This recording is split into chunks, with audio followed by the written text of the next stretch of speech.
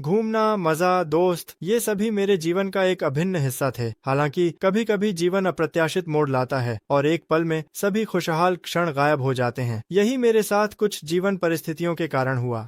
अब जब मैं टहलने जाता हूँ तो मुझे किसी और के कार्यक्रम या मूड पर निर्भर रहने की आवश्यकता नहीं होती। मैं अकेले टहल सकता हूँ और उस पल का आनंद ले सकता हूँ।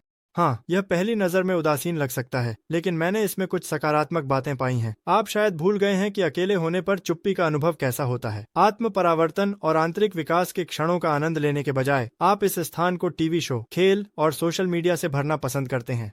हालांकि अपने फोन, सोशल मीडिया और कंप्यूटर से डिस्कनेक्ट करने पर आप अस्तित्व के अर्थ को खोने का जोखिम उठाते हैं। अपने साथ अकेले रहने में असमर्थता, आभासी वास्तविकता की दुनिया में भाग जाना आपको अपने विचारों और इच्छाओं को समझने के अवसर से वंचित कर देती है।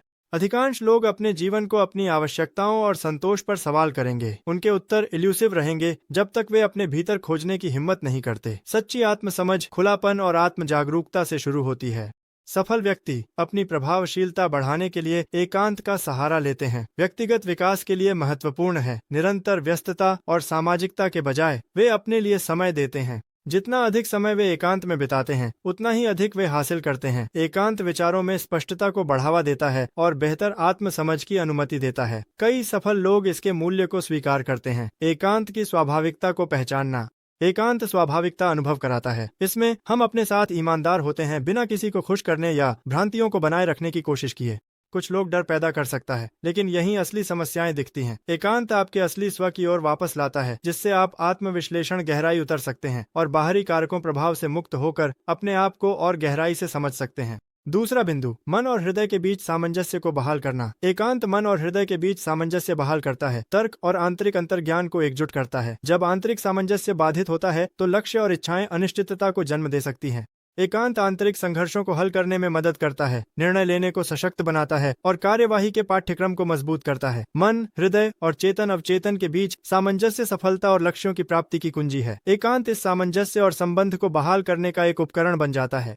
तीसरा बिंदु, एकांत में ज्ञान का कुशल अवशोषण। एकांत गहरे ज्ञान अवशोषण के लिए एक अनूठा अवसर प्रदान करता है। जानकारी को समझने के बाद रुकना और विचार करने के लिए समय समर्पित करना महत्वपूर्ण है, जो नए ज्ञान और स्मृति को मजबूत करता है। इस संदर्भ में सीखने के बाद एकांत का एक छोटा सा समय भी सामग्री की गहरी समझ और अवशोषण में योगदान करता है। एकांत तब होता है जब आप अपने साथ अकेले होते हैं, सोचते हैं और आराम करते हैं, जबकि आप खुद को उजागर करते हैं। अधिक अकेले रहते हैं तो यह हानिकारक हो सकता है। अवसाद में डूब सकते हैं और महसूस कर सकते हैं कि कोई नहीं समझता। यह महत्वपूर्ण है कि एकांत और दूसरों के साथ सामाजिकता के बीच संतुलन खोजा जाए, ताकि स्वस्थ और संतुलित रह सकें। एकांत और सामाजिकता के बीच संतुलन खोजने के कुछ सरल तरीके दिए गए हैं। माइंडफुलनेस, हर दिन कुछ मिनट अपने विचारों और भावनाओं पर ध्यान केंद्रित करने के लिए समर्पित करने की कोशिश करें। जर्नलिंग, एक व्यक्तिगत जर्नल रखना आपको बिना किसी न्याय के डर के अपने भावनाओं और विचारों को व्यक्त और विश्लेषण करने में मदद करेगा। आप अपने आप को व्यक्त करें। रचनात्मकता और शारीरिक गतिविधि, अपनी भलाई के लिए रचनात्मकता और आंदोलन के महत्व को न भूलें।